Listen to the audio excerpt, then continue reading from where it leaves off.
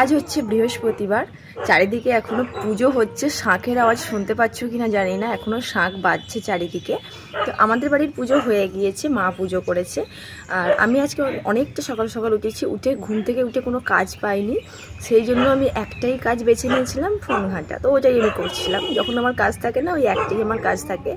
তো আমি উঠে পড়েছি দেখে প্রণব আজকে অনেকটাই সকাল সকাল উঠে পড়েছে, প্রায় 8:30টার দিকে, অনেক সকালই ওর কাছে। তো ও উঠে পড়েছে, কদিন ধরেই ও একটু সকাল সকালে উঠছে, কারণ আমরা এখন মানে প্রতিদিন একটা শুতাম, এখন সেটাকে আমরা টেনে এনে নামিয়েছি 11:30 থেকে 12টা। 11:30তেই শুয়ে পড়ি বেশিরভাগ দিনই। আর এখন তো প্রতিদিন ঝড় বৃষ্টি হচ্ছে, যার কারণে পুরো ঠান্ডা ঠান্ডা ওয়েদার।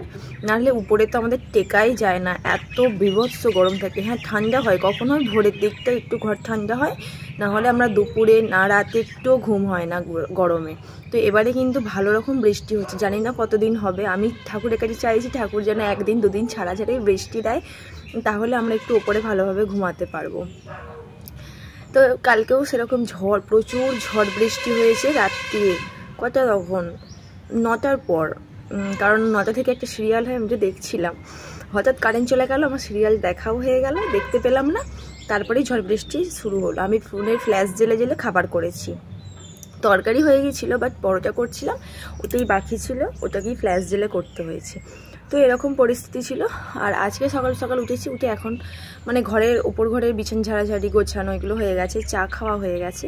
এখন ভাবছি নিচে যাব, আজকেও তো নিরামিষ প্রতিদিনের মতো। তো কি আজকে করব সেটাই হচ্ছে বুঝতে পারছি না, ভাবছি ওটাই যে কি রান্না আজকে করব। যদিও কালকে বাবা অনেক আনাজ এনেছে, তো আনাজ আছে মানে চাপ নেই, করে নেওয়াই যায়, কি করব। তো নিচে যাই, দেখি কি রান্না করব। আজকে একটু তাড়াতাড়ি রান্নাটা করে নেওয়ার চেষ্টা করছি, কারণ আর তো 2 দিন, মানে আজ আর কাল, এই 2 দিন, পরশু পুজো। তো কালকে আমার উপরের ঘরটা একটু পরিষ্কার করব। আর আজকে তো বৃহস্পতিবার, ঘর দুয়ার ঝাড়তে নেই, তো আজকে হচ্ছে ঝাড়াঝাড়ি করব না, আজকে রান্নাঘরটা একটু পরিষ্কার করব। পরিষ্কার মানে একটু মোছামুছি আর কি, তাকগুলো। আর বাকি সব আমার পরিষ্কারই থাকে। ডিপে ডাবা যখন যেটা শেষ হয় আমি তখন সেটা সঙ্গে সঙ্গে ধুয়ে নিই, যার জন্য ডিপে ডাবা আমার কোনো দিনই নোংরা হয় না। তো একটু মোছামুছি করা দরকার আছে, ওইগুলো একটু তাকগুলো মোছামুছি করে নেবো, ব্যাস। বেশিক্ষণের কাজ না, আধা ঘন্টার কাজ আছে, তাও হয়তো না। তো ওইগুলোই করবো, সেই জন্য তাড়াতাড়ি রান্নাটা করে নিতে হবে। এখন বাজে 8:30। তো চলো এখন আপাতত আমি নিচে যাই। তো রান্না বান্না কিন্তু কমপ্লিট হয়ে গেছে। আজকে রান্না করেছিলাম হচ্ছে আবারও বিউলির ডাল, উচ্ছে দিয়ে আলু দিয়ে বেগুন দিয়ে চচ্চড়ি, আর ছিল ঢ্যাঁড়সের ঝাল, আর হচ্ছে আমের চাটনি তো আছেই।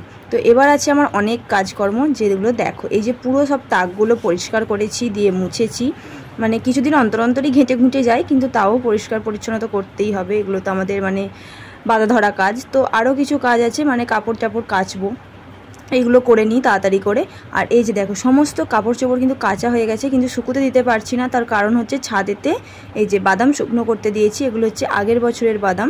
তো এবছরে ভাবছি বিক্রি টিক্রি করে দেবো, তো এইগুলো তুলে নিয়ে তারপরে কাপড় জামা শুকোতে দিতে পারবো। তো চলো, আজকে আর সময় নেই, আজকে ব্লগটা এতটুকুই রাখলাম, বাই বাই।